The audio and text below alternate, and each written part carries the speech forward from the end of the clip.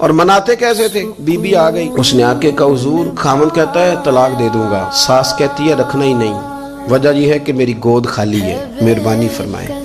شیخ عبد القادر جیلانی نے مصلی بچھایا، ہاتھ اٹھائے، اللہ بیچاری تڑپتی آئی، اس کی گود ہری کر دے، کرم فرما دے، یہ بیچاری بڑی دکھی ہے، بندہ نوازی فرما۔ حضرت خضر علیہ السلام آئے، کہنے لگے حضور شیخ عبد القادر جیلانی سے کہنے لگے آپ دعا نہ کریں، میں پیغام لے کے آیا ہوں، اس کے نصیب میں یہ اولاد نہیں، نہ کریں دعا، نے کر دی پر یہاں تو ہے ہی نہیں۔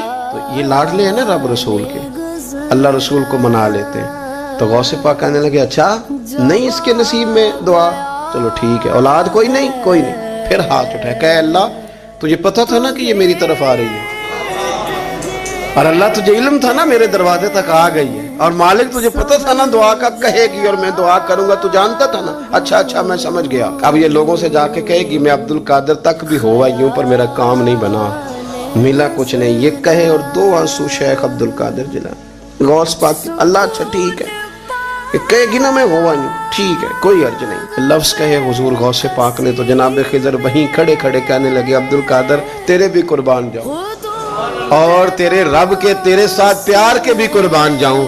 رب فرماتا ہے بولیے کتنے بیٹے چاہیے بی بی کو، آپ کیجئے بات۔ تو غوث پاک فرمانے لگے چونکہ میرے گھر آئی ہے تو رب سے فرمائے 7 بیٹے تو عطا کر دے۔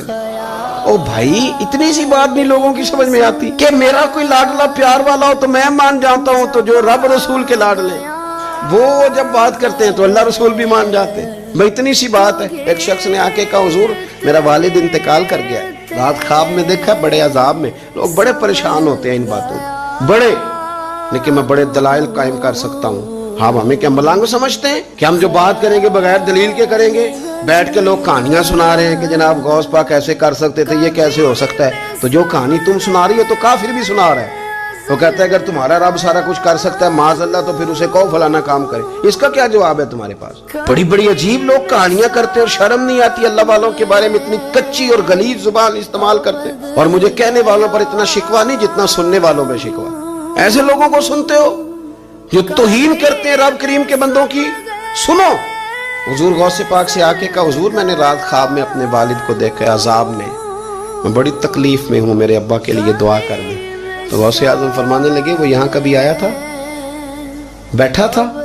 حدیث ہے صحیح بخاری میں صحیح مسلم میں کہ ذکر والوں کی مجلس میں بیٹھنے والا بدبخت نہیں رہتا، اللہ اسے سعید بخت کر دیا کرتا ہے۔ یہ حدیث ہے بخاری مسلم میں حدیث۔ اب تم حدیث ماننے سے بھی انکار کرو گے؟ جو اللہ والوں کی محفل میں آئے بدبخت ہو تو رب سعید بخت کر دیتا ہے، بخاری مسلم ہے۔ جو ذکر والوں کے ساتھ بیٹھے تو رحمت اسے گھیر لیتی ہے۔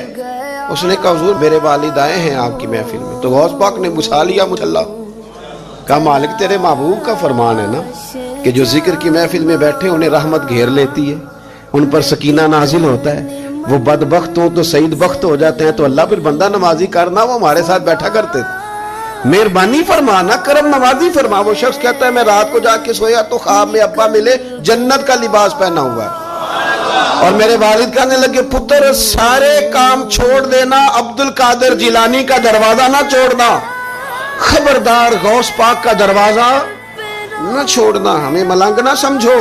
آپ کیا سمجھتے ہیں کہ ہم ایسے کو ملنگ تلنگ لوگ ہیں جس کے مرضی پیچھے لگ جائیں گے؟ ہم تو بڑے سیانے لوگ ہیں، ہم تو بڑی جلدی کسی بندے کو تسلیم ہی نہیں کرتے۔